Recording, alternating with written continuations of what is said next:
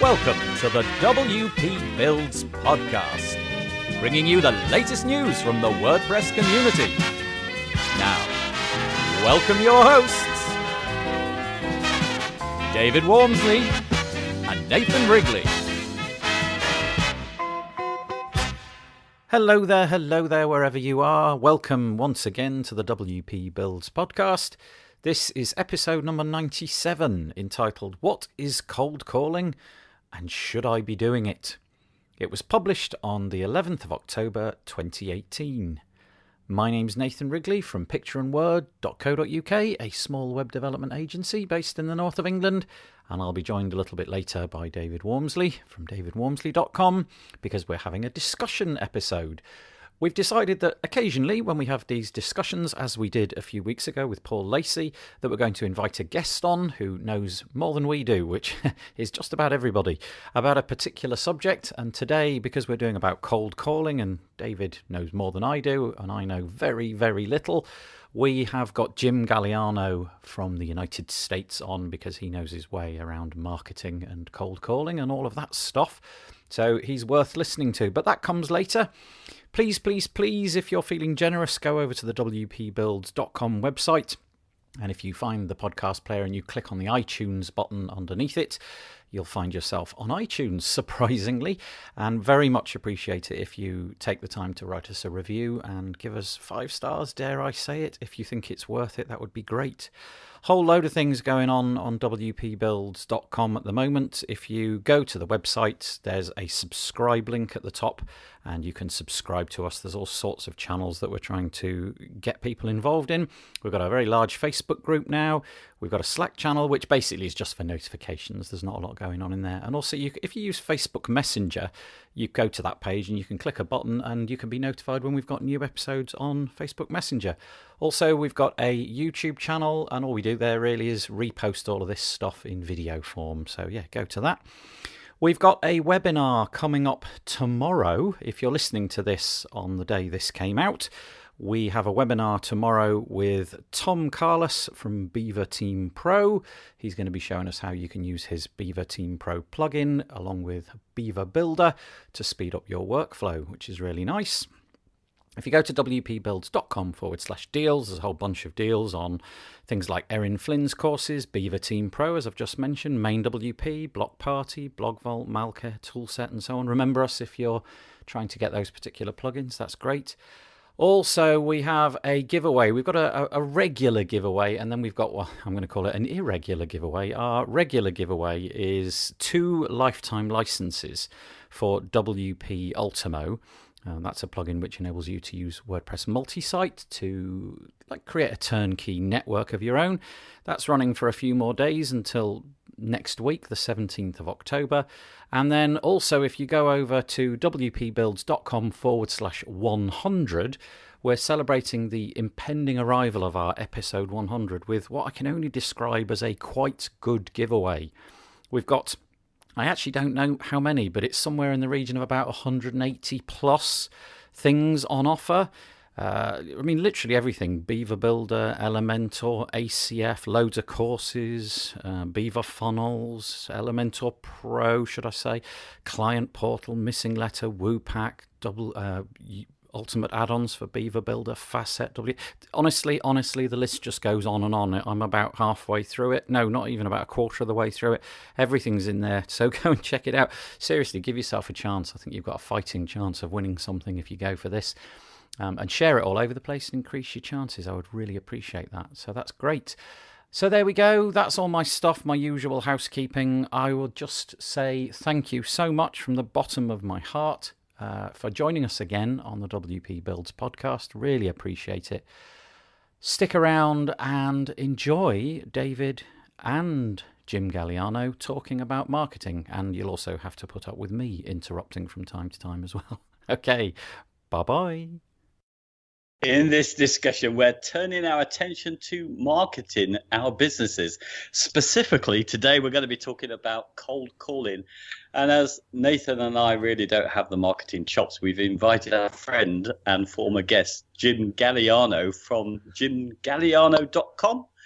And if you've not checked out Jim's blog and podcasts, we both highly recommend it. Nathan, don't you think that Jim has a brilliant talent for assessing the state of our industry? Yeah, I really do. I think it's fair to say, recently just been like production gone through the roof over the last few months. And it was when we spoke on the podcast that I started to read your stuff and listen to your stuff. And I've also heard a lot of people recommending you outside of our group or, in Facebook groups and so on. So yes, I think Jim is the man for this task. Mind you, we've asked Jim on, but Jim, have you done any cold calling? Yes, I have. Literal cold calling with a telephone. Back in the day, I worked as a telemarketer. Probably from about the age of 17 to about 21. So I had experience doing that.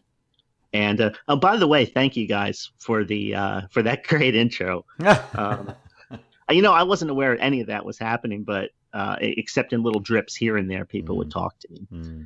But cold calling is something that I got dropped into because I needed a job. And I was one of those kids that if the going got tough, I got going. So between the ages of about 17 and 21, I had almost 20 jobs. So if you do the math, that's quite a bit. Yeah. So when I finally landed at a telemarketing agency making outgoing cold calls, basically it was put to me that you're going to keep this job or you're going to something not good is going to happen. So, I sat down and I was nervous, and the person told me the person on the other end of the phone isn't going to eat you. The worst they can do is holler some obscenities at you and slam the phone down on you, and then you're on to the next person. And back then they didn't have the rollover systems. You literally just had a phone in front of you with a wire going into the wall, and you would pick up the receiver and dial the number. And at least it had the push buttons. It wasn't like wasn't that far back. And there would be a script in front of me in front of my desk that I would read from. And I would feel heat coming up through my neck into my face like I was standing in front of a group of people. Mm-hmm.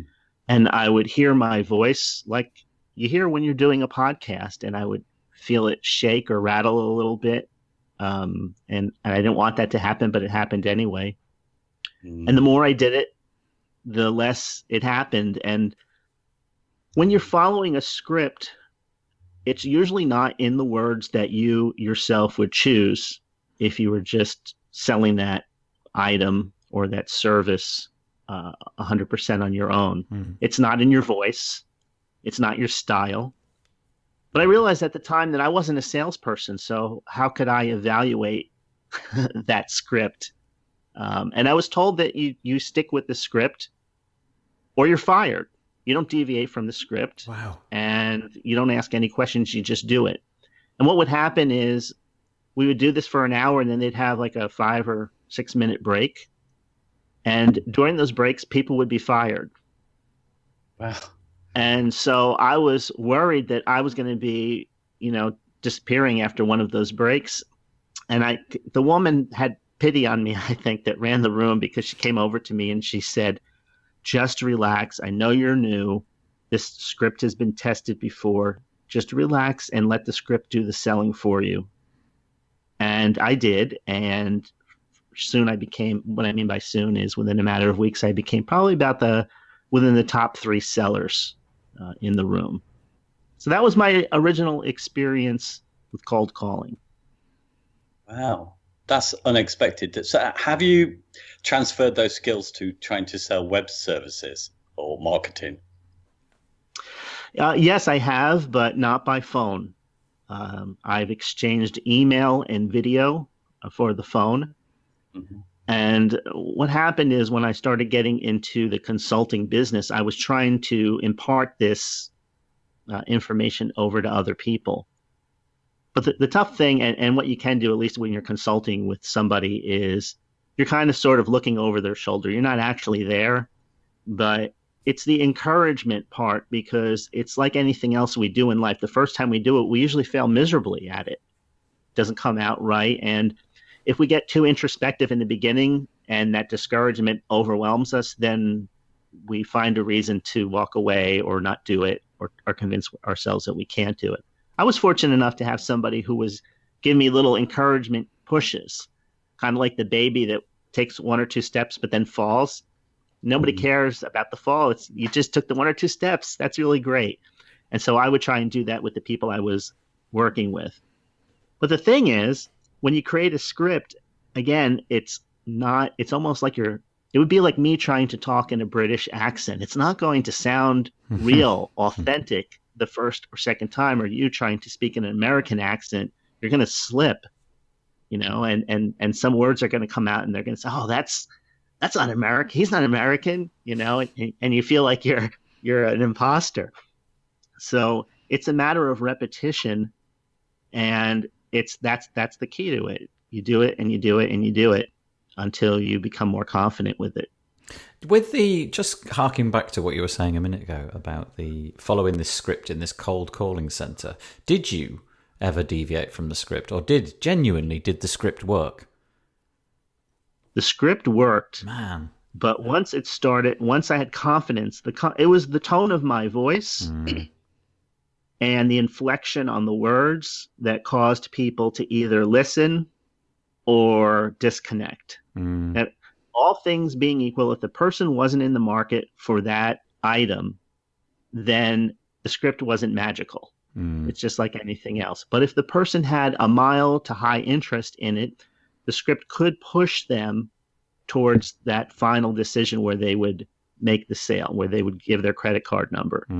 So there was that. But what I found is after I started making sales using the script, I started deviating in little sections. And they allowed me to, because I already had proven that I could do it by sticking with each point exactly. But I started injecting little personality tweaks here and there. And then it was really able to flow because I was able to do it within my own personality. It genuinely became my sales pitch at that point. Nathan, sorry, I was going to ask you a question. Have you, in the early days, have you used any cold calling methods at all to get business? Do you know what? I've listened to a lot of people talking about cold calling. I've never, ever picked up the phone and done cold calling. I'm really beguiled by the idea of kind of email marketing and using all sorts of services and scraping Google Maps and all of that kind of stuff to see if you can find businesses in your local area. But the truth is, as I was saying to you before we began this, I'm not really the expert on this one by any stretch, because no, I just haven't. And I think, just listening to Jim there, Jim, you just sound different to me. You exude a sort of a certain confidence, which I don't think I have. And you said that you'd had the heat creeping up the back of your neck and all that. I honestly believe that if I was in that room, I would have collapsed and become a mess of liquid on the floor. I do not believe I have it in me. I would be terrified. I would be frightened. I would almost be on almost angry a bit. I don't think that's the right word, but all of those things, because it just doesn't suit my personality. And I have once worked in a call center, but I wasn't phoning out. I was receiving calls, and it was selling holidays. So it was airline flights and this kind of thing. I didn't last for more than a few weeks. I could see that there were people around there who lived and breathed it and who could turn the exact same person as I was getting. It was completely random. I didn't get, somebody didn't phone up and get through to me. They got randomly assigned to me by a computer. And there was people sitting next to me who were just turning everything into a sale. I turned nothing into a sale. I ended up just doing support, because it became obvious that I was just pretty rubbish at sales. So in answer to your question, David, no, I'm really never done this. And I feel so impressed by people that can do it. But I do believe there's a certain personality trait that you either have to be willing to get at the point of education, or I also believe that some people are just born with this stuff. Yes. You do see a lot of people talking about how to get work, and we've talked already on the podcast about the referral, which is what most people get. But for new people starting, cold calling's got to be some kind of option, either email or visiting people. 100%, I agree. I think it must be harder than ever if you've got no clients that are recommending you or no heritage. That must be really, really a required skill. What about those people like Hibu, the Yellow Pages are also known as, I think that's their branch that do websites. I mean, they literally employ a sales team that go around to businesses, and I think they make an initial call with an email. If they get nothing, they'll turn up at their workplace and pitch the services. And they're very successful, I think, their sales team at getting work in. The result of that is not always what people are happy with, but I think they pay their sales team really well to do that. I'm sure you're right, and the money talks. And if those sales teams didn't generate more money than they cost, you can be sure they wouldn't be around. I just wonder, Jim, you were talking about the fact that that was in your past now, and you no longer use the phone as a technique for acquiring people. I'm wondering if you've got any top tips, because now, although the cost of spraying out emails is significantly lower than the cost of phoning people up one at a time, I also imagine that it's much, much harder, especially now that we've had email for 20 years or so, and we're all getting a little bit fed up with seeing our inbox. What are the things that you do to impress upon the people that receive your email that this is one I should open? What language are you using? What techniques are you adopting?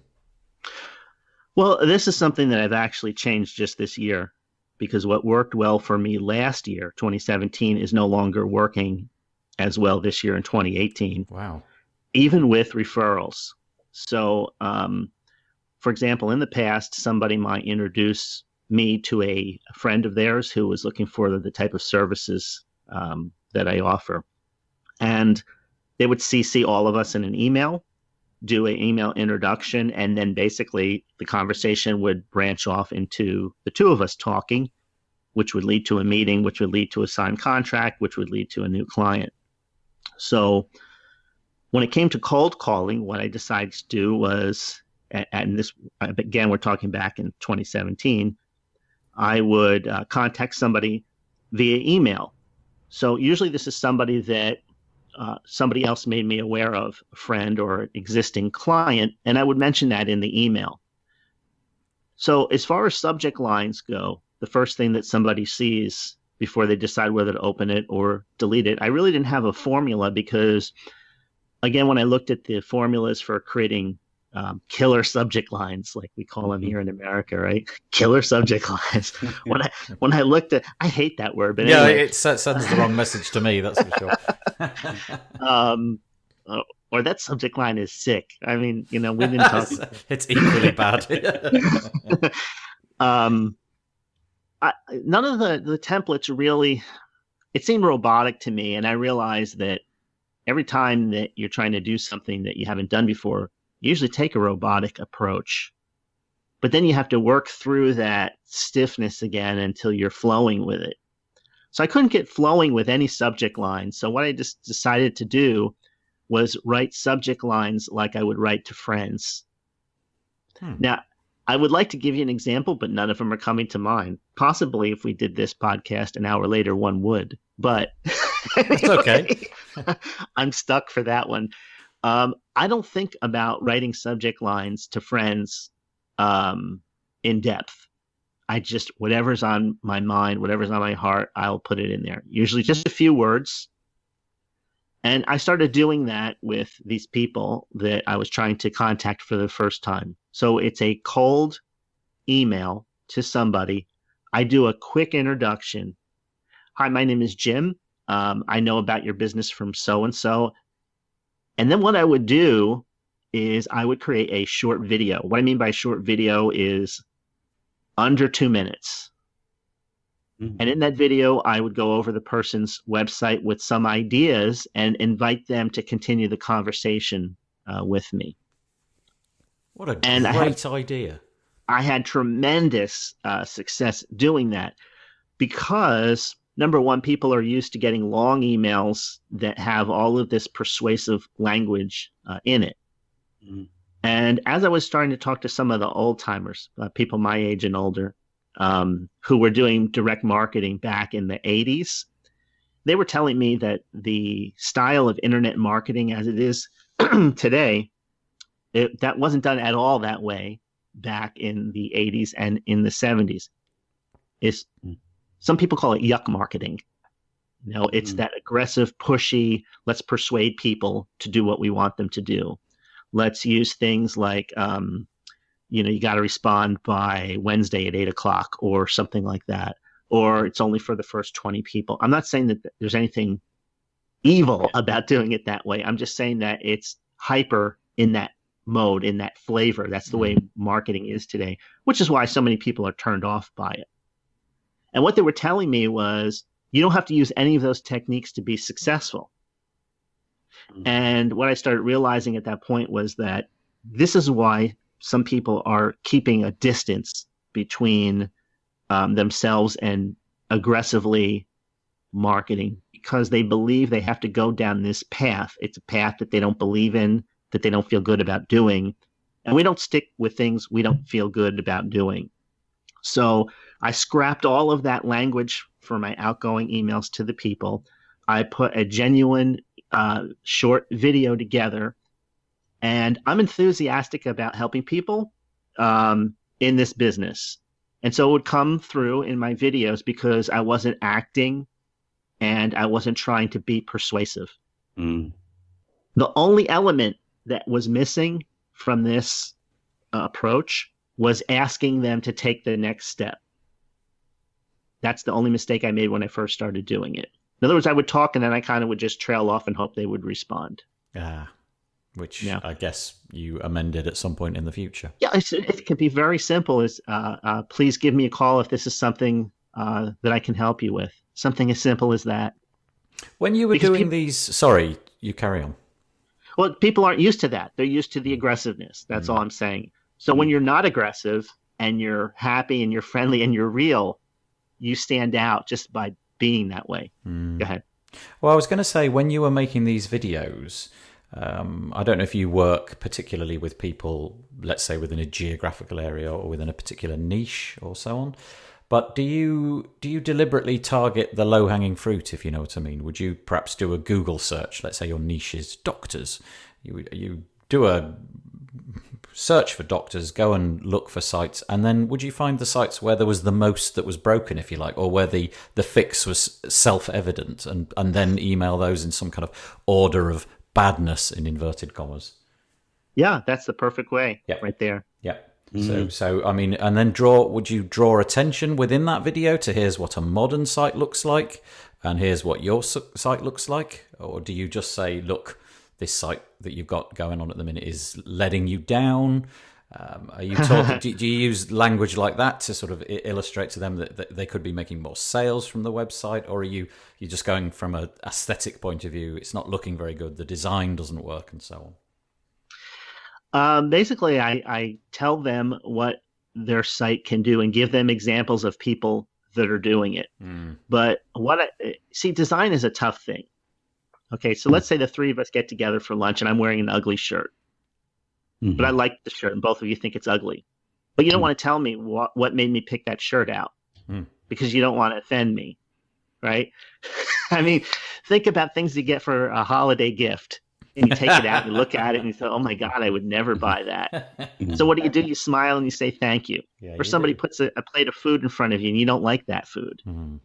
Now, I remember once going to a friend's house and for dessert they had carrot cake. And carrot cake is something that I could, they'd serve me in a Chinese prison. I just can't eat it. And so I just choked it down. I probably drank a gallon of water to get the one slice down, push it down. And because I smiled and lied and said that it tasted, this is really good. And guess what was there the next time? More carrot cake. So, I'm looking at somebody's website and they might think, hey, this is a cool looking site.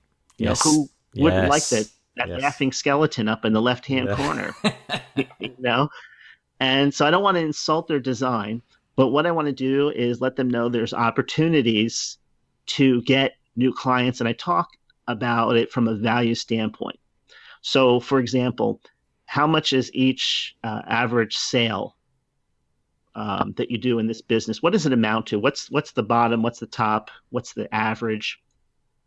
So if we could up those sales by changing your site, say another 10%, what would that do to the bottom line? I just throw 10% out there. It's if I say 50%, maybe it's not believable. I use something that's a low hanging number that they won't choke on.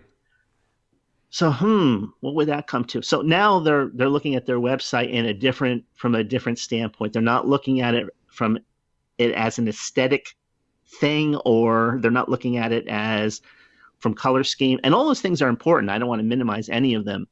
But as a business owner, they're not a designer. They're not a web developer. And they're a transaction-minded person. They're a bottom-line-minded person. So I connect what we can do to a number or a potential number, and then they see the value in it. So if you want to charge $100 a month for a maintenance plan, then the maintenance has to include something that could increase the number that their business is generating every month. And then it becomes doable, or else somebody would say, well, I would never pay $30 a month for web hosting when I can get it for $7. Or I would never, you know what I'm saying? That kind of thinking. So you wipe all that off the table and you put it in a different context. So I don't want to hog the conversation, but there's one thing I want to throw out there before we're done. It's called backward planning. So whenever you're ready to hear it, just let me know and I'll throw it out there. Go for it. You ready? I'm ready. Yeah. All right. So I had this business colleague, retired special ops, talking about backward planning a decade ago. So he explained how it worked, in his business. And mentally, I'm listening to him and I'm picturing myself doing this. I'm backward planning in my mind. The difference between backward planning and forward planning is exactly like it sounds. So if we wanted to build something, we might say, okay, what do we need to do? We need to get a domain name. We need to install WordPress. We need to choose a theme, all the way to we have the finished product. That's forward planning. Backward planning is when you already have the finished product in your mind and you write that down on a piece of paper in a file. And then you ask yourself the question, what's the first step backwards? What happened to get to that final step? What took place? And you write that down. And then you write down what was the step that happened before that. So quickly, if we have a new client, what was the step that happened before we got the new client? Well, they signed a contract. And what was the step that happened before they signed the contract? Well, I had to answer questions. I had to address concerns. And then what happened before that? Before you were able to ask the questions? Well, I had to make contact with the person.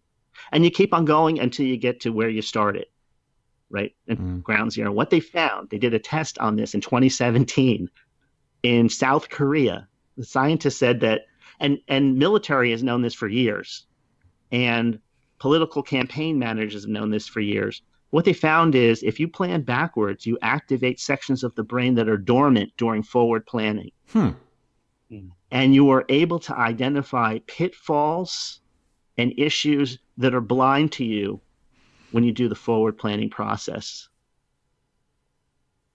Interesting. And so you can apply this. You can apply this to sales, building a course, writing a sales art. You can do it with anything that you can think of, but it doesn't work unless you actually put either pen to paper or start typing it out where you can actually see it. So there's some connection between like the visual representation of it and the process that you're going through that kind of triggers other aspects that you wouldn't of your brain that you wouldn't. They tested this on groups of students in controlled circumstances, atmosphere, whatever, classroom. One half of the class did forward planning on the project, the other did backward planning. The results were significantly better. It's fascinating. They used it with people who were stuck in certain parts of their life where they just couldn't seem to get to where they needed to be. They had them go through this backward planning exercise. And again, like 90% of the people experienced above average results. Do you, just turning the conversation back to kind of email marketing and things like that, I suppose this is open to either of you, Jim, David, do you regularly send out any of these kind of emails to a list of, I mean, where do you get these lists? What's the purpose of acquiring these lists? The only list that I ever send out to is the WP Builds newsletter, and that list has come to me through people signing up or entering competitions and so on. So I'm not really sure if I was to sit down and, as a website business owner, somebody that wants to sell websites to other people, I'm not sure where I'd get these lists and what I might write in those emails. It's for you, Jim, that one. Definitely. Thank you. I was just getting ready to see what you were going to say. I could talk about in-person doorstepping, so I'll talk about that. But yeah, please, if you've got anything on emails, yeah. All right. Well, I use a program called Agency Ally. It just came out. It makes my job a little easier. What you basically do is you put in the type of business and the zip code, and it comes with all the information.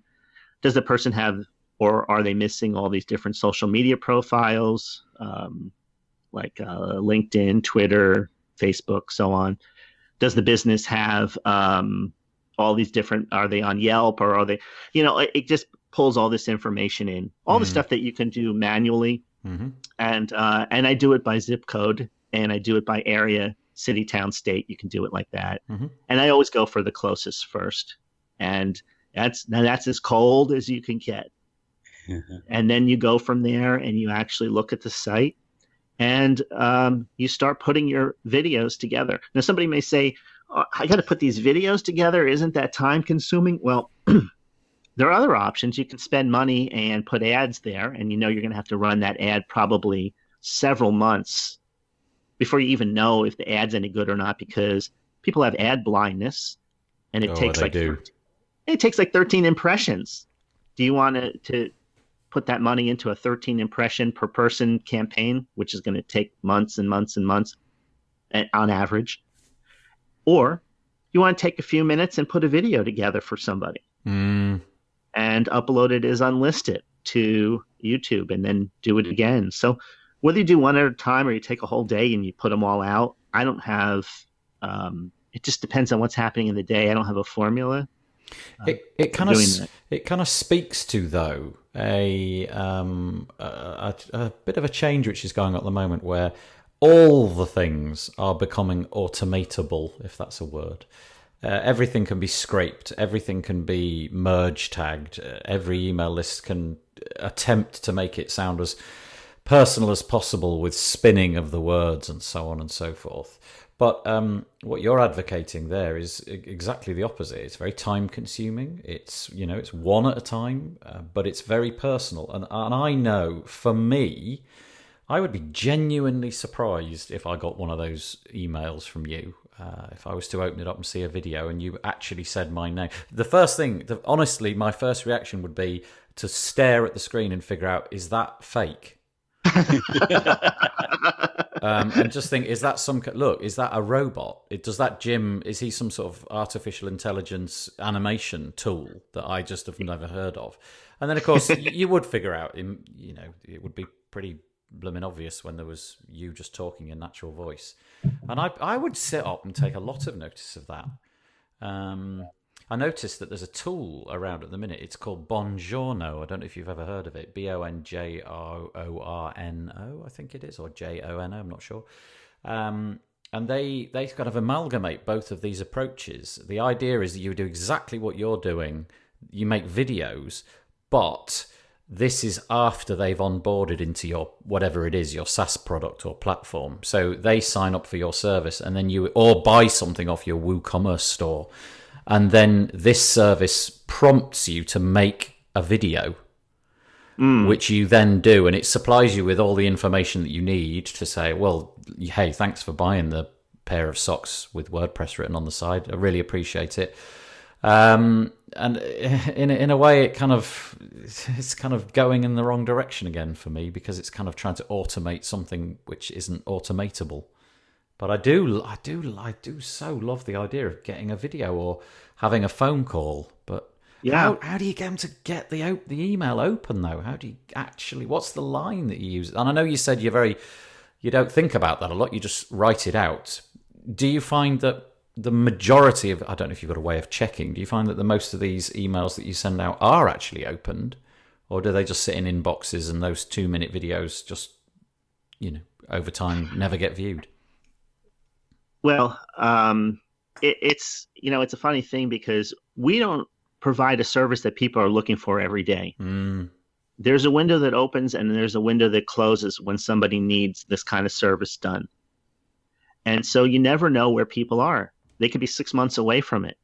Yeah. Or they could be 3 months past it and they don't need it. And you have no idea. So the subject line in that sense and the video aren't the only factors in the process. Timing is a big thing. This is where another element comes in that I've thought about doing, but I'm kind of lazy. I'm not lazy, but I mean, I can only spread myself so thin. And I like to do a lot of this work myself instead of having help do it because, the people are doing business with me. They want to talk to me. They don't want to talk to somebody else.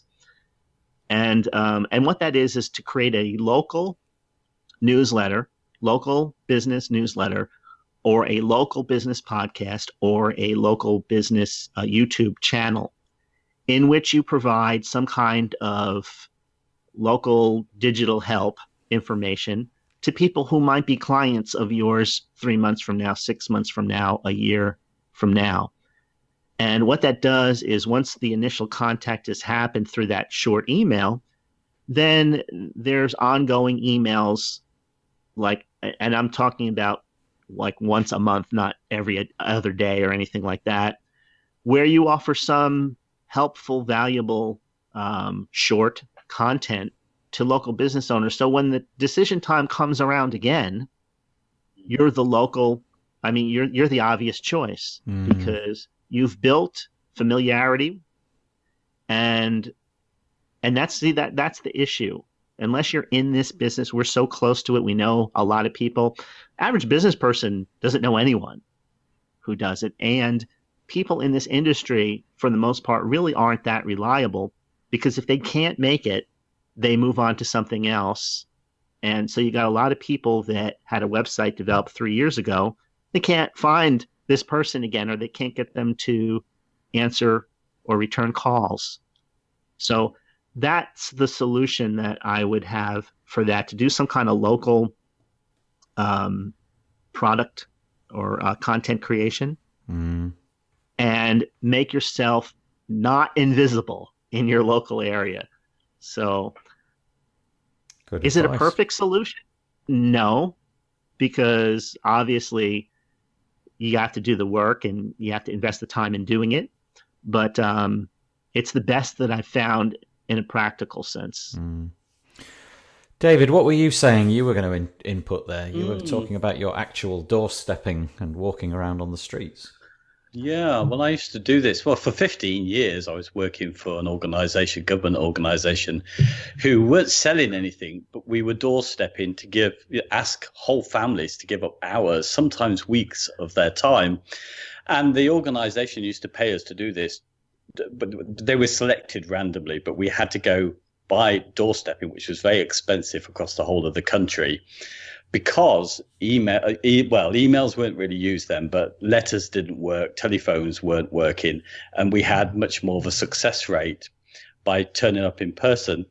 But I think some of the things that Jim was saying, I learned some things I could share with you from my experience there, because I started as a small job doing the door knocking, and I was so bad at it that I made cold calling kind of my thing. I even gave up the study I was planning to do and then became a manager or a trainer for the company. But I learned some things, I think, that just were kind of essentials. And they were, if you were making that contact, you never go in being apologetic. So when people used to, and I'm sure Hibu do this kind of thing, I'm sure they find an industrial estate where there's lots of businesses that maybe need websites, so they've checked them out, sent a letter ahead, and then turn up and make that contact. So it would be never to be apologetic, because that would always put you on the back foot. And most of this, trying to get a conversation with somebody, is about not being on the back foot.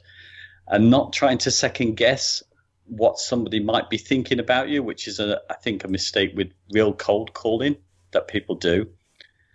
And something I learned with it is I had to get comfortable, because not being apologetic was difficult enough, but I had to get comfortable with leaving silence. So you would put something forward and then wait.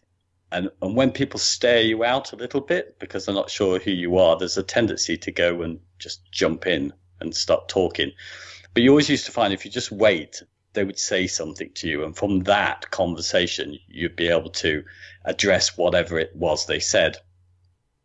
So it was a really interesting, just that doorstepping thing, making that first contact, because what used to throw nearly all of the people that I worked with was I'm not interested, mate.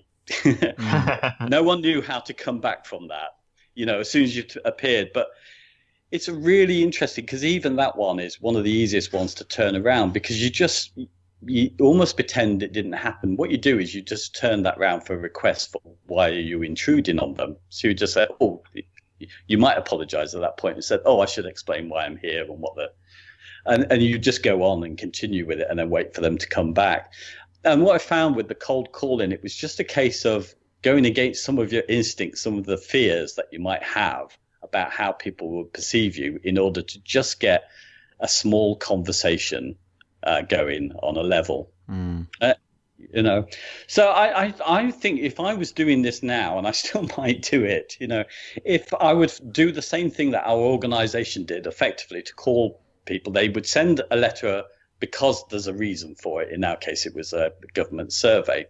But in this case, it would be, we saw your website and we think, you might be able to get something better out of it. And then I would probably, if I could, try and make those appointments with people, or just turn up at their offices and doorstep, because I think once you've learned those skills, and maybe they're in the videos that Jim does as well. Do you ever, any of those, do they resonate with you, Jim, at all, about not being apologetic or just... It's different because I don't really see them. So, I send the information out. It's kind of like when you drop the line in the water. You don't really know if there's a fish close to it until it bites, or if the fish is looking at it and saying, I'm not going to get that. But, in the back of my mind, sometimes I'm worrying that, I just intruded on somebody and I should have done it differently. All of those thoughts come because you don't actually see the person. And your mind, it's incredible how often we're wrong and as far as our perception of things go. Do you know, there was something really interesting that used to happen with our job, is the fact that there was a little cheat that some of us, I shouldn't have said that perhaps, did, which was if the office had sent out a letter and they rung in to refuse to them early on before we were to turn up, we could choose to ignore that they'd refused. And we'd always find that if you did that, those people who'd actually refused to see anybody would be the easiest people to convert into time. Because my guess is with people like that who say not interested very quickly before they know what you're talking about, or that refuse, they're probably the people who are actually very helpful. And it's their only defense mechanism to stop everybody intruding in their lives. That's a really good point, yeah. And also they've taken the time to actually know who you are by writing that letter or returning it in the envelope. Yeah. They've heard of you and they know you're legit. I wonder if sometimes turning up out of the blue, my suspicion drummed into me from childhood and adverts and all that kind of stuff is, be a bit cautious about who's coming through the door, check their accreditation and that they are who they say they are. But look, I'm turning up for this appointment that I said I would turn up for, even though you told me not to come. At least I know you're real. Yeah. The one thing, though, I learned from all of the doorstepping, we would really convert. It was a big ask for a lot of people, and we'd be converting.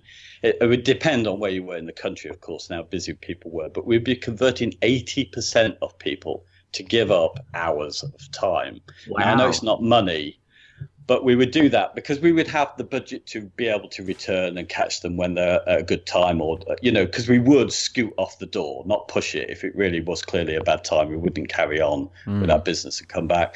But what I learned from all of this is that even though I could be really rude when somebody surprises me at the door, most people out there will give you some time and will be nice, you know? So I think there is something in cold calling from what I've learned from my experience. As long as you can fight those being apologetic and be comfortable with letting somebody else talk and responding only to that very calmly, I think, people will give you time. You see, what I was saying earlier about me being horrifically bad about this kind of endeavour it goes to the point you've just made there. It's that I think I am instinctively reluctant in that area. I find it really hard to overcome those barriers. I mean, I'm fine talking to strangers about anything, but as soon as it gets onto the subject of me telling people what I do or what I'm good at, if I meet somebody and they ask me what I do, I just say, oh, I do websites. That's kind of where it ends, and I literally kind of like close it down. I think that's in me. I don't know why. I need to try harder. Do you think it may be just what Jim said? I think that's what you're saying, Jim. Is the fact that in a way you are actually genuinely trying to help people. You've seen that they've got a problem and you could make things better for them, and it's coming from a genuine place. You just have to get rid of the potential to represent that in a sleazy way. Well, yeah, I mean, it's finding a way to communicate with people that is authentic to you as an individual. So if you were teaching me how to go from door to door, I think the question I would ask is there a way that you can help me enjoy this? And what I mean by that is not mind the whole process. Not is there a way, let me put it this way. There's foods that I don't like, but if they're put in a smoothie, I can drink it. I like it. Because I can't handle the texture of certain foods. So that's my way of getting that food in me without, all the fuss. I just won't eat it. So I would be asking you, if I was going from door or needed to go from door to door, can you help me get to that point? Is there something you could do? Where you feel comfortable with it? Yeah, where I can enjoy it and not mind is there little tricks that you do? I think that with the staff that we had, that you really couldn't get over the hurdle if they didn't believe what they were asking people to do was of value, was our biggest hurdle. You would really very few, unless they were the exceptional people, which we know are out there, who are just born salespeople who have so much gravitas that they will bend anyone to their will. But if not, you have to start from that point of view that you're actually going to help people. And I think you have to, I think ultimately all you ever want to do in these interactions with the doorstep is not, it's not so much the conversion, but you do just want a moment of their time just to hear if you can help them. And that's all you want. So if you can't do that, I think you can always, with calmness, get people, and by being sympathetic to who they are and being calmer, you can get them to talk to you for a little while. If they don't what you want for genuinely good reasons, then you just get out not feeling bad. So it's always been, I think the interesting thing is if you get into cold calling all the time, and we weren't going literally from one door to the next, we had selected addresses, so they weren't, the neighbor wouldn't hear that they were coming to you next, which was absolutely terrible. And you see that happening a lot. I was in London recently and there was just literally streams of people going door to door, and you'd know yours was going to be knocked on next. But what I got out of it was the biggest surprise. Just people are nice. It's just a case of being not trying to be clever with people. A lot of salespeople, I feel, the worst people I used to see die were when they built up some kind of mechanism to try and be smart. So they wanted to save their face, so they would have defensive quips. In our case, it was because we were associated with the census, and people could go to jail effectively if they didn't do the census. So people would invent these sort of things. Oh, this survey, it's not like that. You won't go to jail. It's a defensive quip which annoys people, and I imagine that would be the same if you tried to sell website services. If you said to somebody, oh, well, are you not interested in that? You could be losing business. That would be really rubbish, Yeah. But I think, if you just genuinely want to, you call because, look, you represent this and you've seen something and it might be of interest. If you can get them just to hear you, then it's fine if they don't want it at all. You just go away feeling happy. I wonder if there's a lot of people doing this work, website work, WordPress work, working in front of computers, solo freelancers and so on, who kind of fit my personality trait in that they find this stuff a little bit beyond them or a little bit difficult to do. They can feel their uncomfortableness levels rising as these moments arise. If you're out cold calling or you're trying to phone people up or you're sending out emails, I wonder if somebody like me can be educated out of it. All the things that you just said, David, made perfect sense. You and Jim, you're giving them something they want, so you can spin sales around on its head and make it, I'm giving them a service. And there's all these techniques for opening up the conversation and keeping the conversation going and remaining silent and all that kind of stuff. Nevertheless, I'm no longer a spring chicken, and still this problem sits in me, and I expect it's probably a problem which sits inside of quite a few people listening to this as well. It'd be quite interesting to know if I could educate it out of me. Yeah, I think you would be brilliant. You would be brilliant at door stepping. Good grief. You would be, because you're just right. You're calm. There's no front to it. You're not going to do any sort of clever tricks on people. You just want to have a conversation with somebody. Yeah, I think it's a fear. The bottom line is, I think I'm just scared that it's going to be out of my control, or that do you know what? I think ultimately it comes down to I would hate to waste people's time. Because that's the feeling I get when somebody, for example, knocks on my door or picks up their phone and phones me up and then has something completely banal to say to me that's really not well thought through and is something that I'm not interested in, double glazing, sales, windows and all of that. It's just random. And I feel quite cross about the fact that I was working on something. You've put me out of mind of it now, and I've got to go back and pick up those pieces. And I don't want to do that to people. I really don't. But you know what? That's the big fear, I think, wasting people's time. But if you just look at people waste time all the time. They pass the time of day with people all day long if they can, Yeah, you're right. It's our hang up, that one. Yeah. Regrettably, guys, as you both know, I have to put a stop to this because I have to go somewhere very soon. So unless you've got anything amazingly apocryphal, no, the opposite of apocryphal, amazingly incisive to say, I'm going to shut this down. Anything incisive to say, guys? Me and Jim have got another 2 hours left in us. You can carry on when I've gone. This is one of those moments where I thought you were, David, going to exercise your pregnant pause without feeling uncomfortable, but no. Jim, where can we find you on Tinterwebs?